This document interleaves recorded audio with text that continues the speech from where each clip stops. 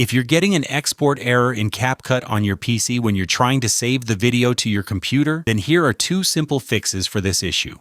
We'll first access our CapCut settings page by going over to the top of our screen. I'm on my Mac, so I'll select CapCut, and then Settings right here.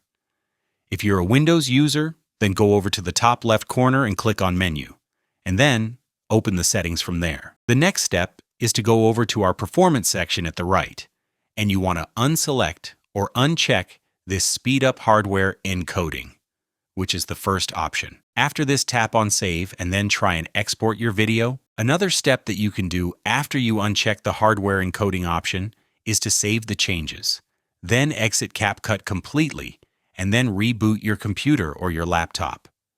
Maybe you had an issue with memory or your cache files, so reboot the computer, unselect the option, which I've shown you, and you should be good to go.